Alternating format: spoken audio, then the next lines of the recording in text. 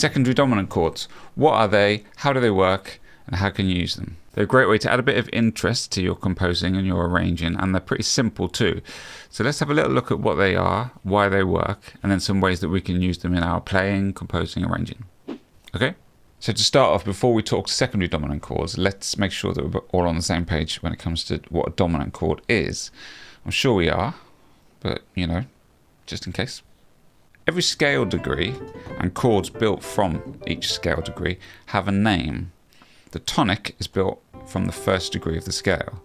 The supertonic is from the second, the median from the third, the subdominant from the fourth, the dominant on the fifth, the submedian on the sixth, and the leading note on the seventh. So if you spotted, a dominant chord is a chord that's built from the fifth degree of the scale, often just referred to as a 5 chord.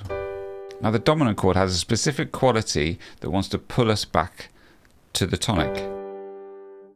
And if we add a seventh to that dominant chord, make it a G7, that extra note further exaggerates that pull to the tonic. So technically a dominant chord is just a chord built from the fifth degree of the scale, but the term dominant chord has become synonymous with a 7 chord.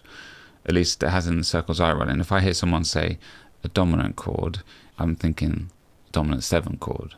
I think that's really because the flat 7 identifies the chord as a dominant chord, because the other two major chords in a major scale, the tonic and the subdominant, the sevenths that they have are major sevenths, not flat 7s. So calling a chord a dominant chord tells you that it's functioning as a 5 chord. Usually you'll see a dominant chord just written as a 7 chord, so a note, whatever note, and then a 7 next to it. These are all dominant chords. It's actually often just referred to as a 7 chord. A 7 chord, a dominant chord, they're the same thing. So a dominant chord is just a root, a third, a fifth, and characterized by a flat 7. If we're going to talk about secondary dominant chords, then we should probably address the small elephant in the room of what is a primary dominant chord. No one ever really uses the name primary dominant chords, but a primary dominant chord is what we've just talked about. It's the 5 chord within the key that you're in. So if we're in the key of C, we're looking at the chords that we just looked at. So that G within the key of C is the primary dominant of C major. And as we know, there's only one dominant chord within any major key. Now, a secondary dominant chord doesn't mean that we change anything about the way we play or spell that dominant chord. A G7 being used as a secondary dominant chord is the same that we'd use it any other way. It still contains the notes G, B, D, and F. What makes a dominant chord a secondary dominant chord is about its relationship to the other chords around it, specifically the chord that comes after it. A secondary dominant chord, simply put, is the 5 chord of any major or minor chord that isn't the tonic, and it therefore leads the ear somewhere other than the tonic. Now if we're in the key of C, a D7, D dominant 7 chord, now that wouldn't be the primary dominant of the key of C because it's not built from the 5th degree of the scale. We know that a G7 is the primary dominant of C, but it is the 5 chord of G and leads our ear back there. So if we were playing in the key of C and we put a D7, that D7 is what we would call a secondary dominant chord. So by definition, a secondary dominant chord is non-diatonic. We know there's only one dominant chord within any key, and that's the primary dominant. So any other dominant introduced is not going to be native to the key. But what that does is it brings some interesting colours and harmony into our chord progressions.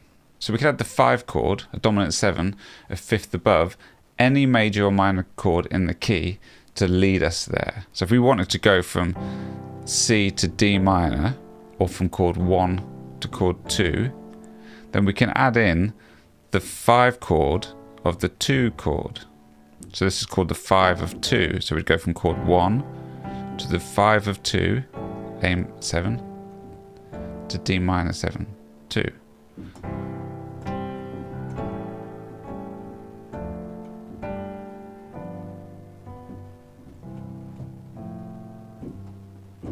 If we wanted to go to from chord 1 to chord 3, so C to E minor.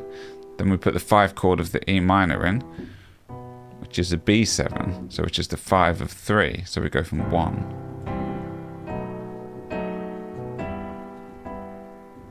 Okay, if we go to 1 to 4, we're going to put the 5 chord of chord 4, which is C7. So we go C. If we want to get to the G, we'll go D7. If we want to get to the A minor, we'll go for E7. So this is a great way of directing our listener to where we're heading by making the next chord feel like the tonic or the resolution from the tension that we've introduced with our secondary dominant chord. Now what we can do is we can invert our secondary dominant chords and put the third in the bass. So in that example, so for our E7, we could play the third of the chord, the G sharp, in the bass to lead us to our A minor. And what that does is it creates a nice bit of voice leading. So we've got that chromatic motion in our bass now. So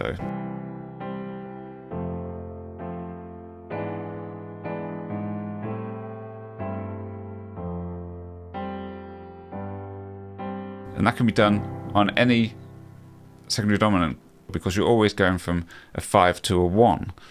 So by putting that third in the bass, so if I go A7 to D minor, we're always going to get that nice step movement.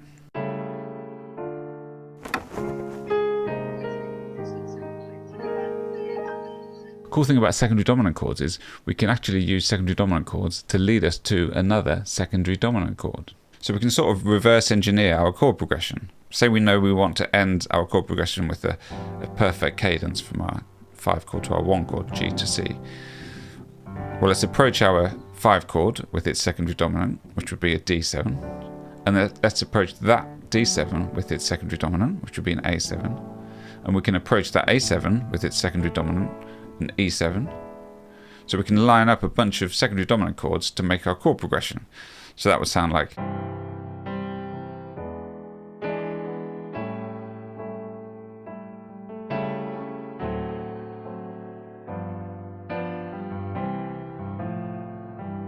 not bad, eh? A really common progression in jazz is a 1-6-2-5-1, which in the key of C would be C, A minor 7, D minor 7, G7, and C.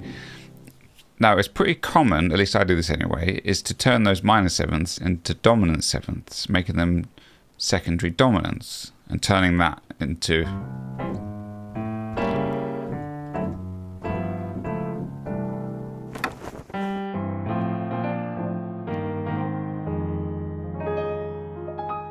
Let's take a look at a simple chord progression and see how we can incorporate some secondary dominants to make it sound a bit more interesting. Okay, here's our chord progression.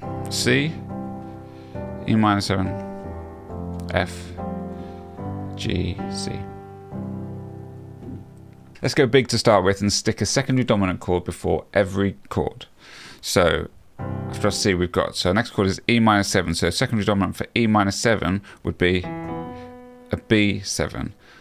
And then we've got F, so the secondary dominant for the F would be a C7. And then we've got G, so secondary dominant for a G would be a D7.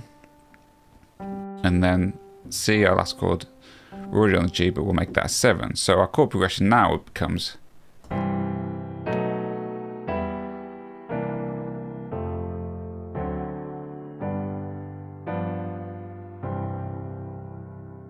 sounds really good, and it was really easy to do. Obviously, it might be a bit overkill putting secondary dominant chords in everywhere, so you might just pick one. So maybe we just keep that C7 in there.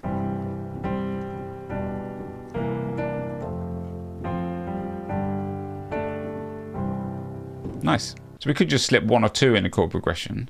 We know that it does work if you cram a bunch in there, but I think if you did that throughout a whole song, it would get pretty tiring.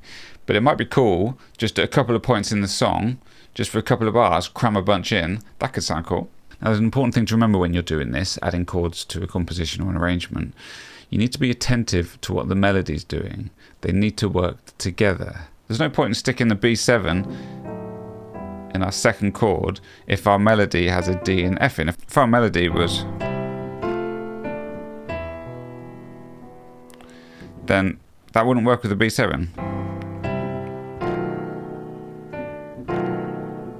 Because we've introduced a D sharp and an F sharp with our B7, which is going to clash with our melody. So you really have to be mindful of what's going on with the melody when you're adding chords in. Obviously, if you're composing, then this could be a great tool to add some colour into your melody. Okay, so taking our existing chord progression, how about this time, instead of putting secondary dominant chords in the spaces before our chords, how about we substitute out the existing chords that are already there?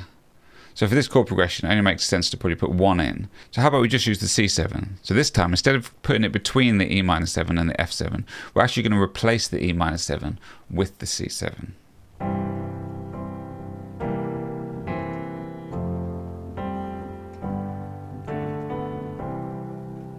Okay, nice. Okay, let's try the same with our D7. So instead of putting it before our G7 after the F, we're going to replace the F with the D7.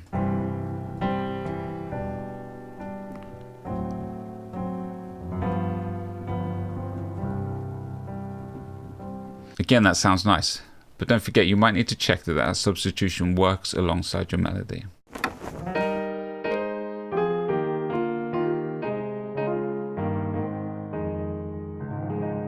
A nice way to use these ideas could be when you've got a sequence that repeats. Maybe you've got a chorus of a song that has a repeating sequence, or maybe you want the second verse to sound different to the first verse. Why not add some of these chords or substitutions in to add a bit of interest for the listener? And that's all for now on secondary dominants. Time to have a go throwing some of this onto your own stuff. If you've reached this far in the video, I think it's fair to assume that you enjoyed it or you found some of this stuff useful to some degree. If that's the case, maybe you'd enjoy this video I made about dominant chords. But thanks for being here, and I hope to see you next time.